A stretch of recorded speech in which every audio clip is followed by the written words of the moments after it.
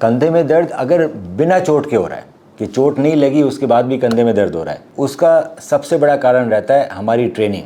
Training का मतलब ये है कि जब भी हम एक्सरसाइज करते हैं, या तो हम एक्सरसाइज कर नहीं रहे, या अगर हम एक्सरसाइज कर भी रहे हैं तो हम इनकम्प्लीट कर रहे हैं। इनकम्प्लीट का मतलब ये है कि मैं डेल्टोइड जो दिख रही है उसको स्ट्रॉन्ग कर रहा हूँ, और अंदर एक मसल रहती है रोटेटर कफ, उसको स्ट्रॉन्ग नहीं कर रहे। अगर मैं ढंग से एक्सरसाइज करूँ तो कंधे का दर्द गायब हो जाएगा।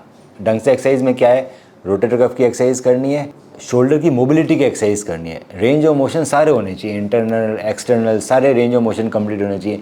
इसके अलावा शोल्डर जुड़ा रहता है स्कैपुला से, तो स्कैपुलर की स्टेबलाइजेशन एक्सरसाइज होनी चाहिए, नेक की एक्सरसाइज होनी चाहिए। तो ये सब जब चेन की पूरी एक्सरसाइज होगी, जब हम इम्बैलेंसेज में एक्सरसाइज करते हैं, या फिर हम एक्सरसाइज में सब चीज़ें इंक्लूड नहीं करते, रोटेटर कफ नहीं किया, शोल्डर की मोबिलिटी नहीं करी हमने, उसके अलावा हमने स्कैपुला की स्टेबलाइजेशन नहीं की, और सिर्फ डेल्टोइड पे ध्यान दिया गया। या अगर कोई खिलाड़ी है, अब खिलाड़ी क्या करता है, जब गेम खेलता है तो उसकी कुछ ना कुछ मसल एंगेज रहती है। सो गेम की वजह से मसल डेवलपमेंट होती है। जैसे आप क्रिकेटर हो, क्रिकेट में बॉलिंग कर रहे हो, तो बॉलिंग करो तो हमेशा फ्रंट में ही करोगे, सो आपके इंटरनल रोटेटर ज़्यादा स्ट्रॉन्ग हो गए, डेल्टोइड ज़्यादा स्ट्रॉन्ग हो गई। पर आपके एक्सटर्नल रोटेटर्स वीक रह गए क्रिकेटर के। आप बैट मार रहे हो, बैटिंग कर रहे हो, तो उसमें भी आपके एक हाथ का एक्सटर्नल रोटेटर, एक हाथ का इंटरनल रोटेटर। बैक फ्लिप तो कब कब लगाते हो ना, ज़्यादातर तो यही शॉट लगता है। सो कहीं ना कोई कुछ ना कुछ इम्बैलेंसेस होता रहता है गेम के अंदर भी। सो गेम के हिसाब से बेटा हम लोग एक्सरसाइजेस सिखाते हैं। डेल्टोइड के साथ साथ रोटेटर कफ भी स्ट्रॉन्ग होगा, स्कैपुला भी स्ट्रॉन्ग होगी, और नेक भी स्ट्रॉन्ग होगी। इसके साथ साथ शोल्डर की मोबिलिटी भी काम चलेगा, ताकि हमें रेस्ट्रिक्शन ना हो। अगर हम MRI कराते हैं उसमें कोई चोट नहीं आती, तो ये एक्सरसाइज शेड्यूल करने से आदमी बिल्कुल ठीक हो जाता है। अब ये एक्सरसाइज शेड्यूल लंबे समय का होता है, 3 से 4 महीने लगते हैं। हम ऑनलाइन एक्सरसाइजेज बढ़ा सकते हैं आपकी। आज आपको एक्सरसाइज सिखाई, हम ऑनलाइन धीरे धीरे बढ़ाते रहेंगे, आपका शोल्डर तो बिल्कुल ख़त्म हो जाएगा। अब बात आती है शोल्डर के दूसरे कारण की, कि कोई चोट लग के इंजरी हो गई। तो जब चोट लगेगी तो क्या चीज़ टूट सकती है, हमारे शोल्डर के अंदर रोटेटर कफ टूट सकता है, हमारे शोल्डर के अंदर लेब्रम फट सकता है, हमारे शोल्डर के अंदर AC जॉइंट का डिसरप्शन हो सकता है। अगर रोटेटर कफ में चोट लगेगी तो कुछ साइन और सिम्टम आएंगे। जब मैं हाथ उठाऊंगा तो मुझे दर्द आएगा, हाथ उठा के इस तरह रोटेट करूँगा तो दर्द बढ़ेगा।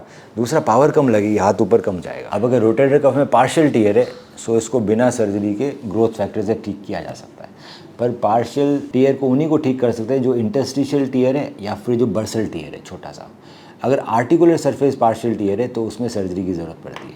अगर रोटेटर कफ का कंप्लीट टियर है, सो उसको दूरबीन की सर्जरी से ठीक करते हैं। सिंगल रो रिपेयर हो सकता है, डबल रो रिपेयर हो सकता है। डबल रो रिपेयर हमेशा बेटर रहता है सिंगल रो रिपेयर से। और अगर रोटेटर कफ का टियर का इलाज नहीं कराएं तो फिर धीरे धीरे शोल्डर के ख़राब होने के चांसेस रहते हैं। अगर आपके लेब्रम में टियर है, वो जनरली शोल्डर इनस्टेबिलिटी या डिसलोकेशन के साथ आता है, तो उसमें पेन होता है, पर उसमें कंधा हिलता है, कॉन्फिडेंस नहीं होता, उसमें एप्रीहेंशन टेस्ट पॉजिटिव होता है। जब हम इस तरह से करने की कोशिश करते हैं तो हमें लगता है कंधा निकल जाएगा। अगर आपका कंधा एक बार निकल रखा है, या आपको इनस्टेबिलिटी लग रही है और MRI में लेब्रम टियर लिखा हुआ है, सो उसका भी नॉटलेस रिपेयर करना पड़ता है दूरबीन से, नहीं तो कंधा बार बार में निकलता है और ख़राब होता रहता है। एक और रीज़न होता है शोल्डर पेन का, वो है फ्रोज़न शोल्डर। वो जनरली ओल्डर एज में होता है। फ्रोज़न शोल्डर में आपके शोल्डर का रेस्ट्रिक्शन आता है, उठना बंद हो जाता है, और साथ साथ में रात में दर्द होता है। इसके अंदर जो शोल्डर का कैप्सूल है वो टाइट हो गया है। सो इस चीज़ के अंदर भी जो पहला ट्रीटमेंट होता है वो होता है एक्सरसाइजेस, कि हम आपके शोल्डर को धीरे धीरे खोलें।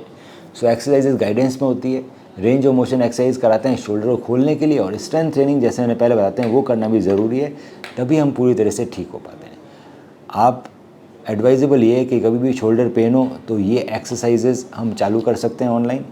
एक्सरसाइजेस से अगर आप ठीक हो गए तो बहुत अच्छी बात है। एक्सरसाइज ठीक ना हो तो आप MRI करा सकते हैं, या अगर MRI में कुछ लिखा हुआ आ रहा है तो मुझे आप अपनी MRI व्हाट्सएप कर सकते हैं, उसको मैं डिटेल में एग्जामिनेशन बताऊँगा सबसे ज़्यादा ट्रीटमेंट क्या रहेगा आपके लिए।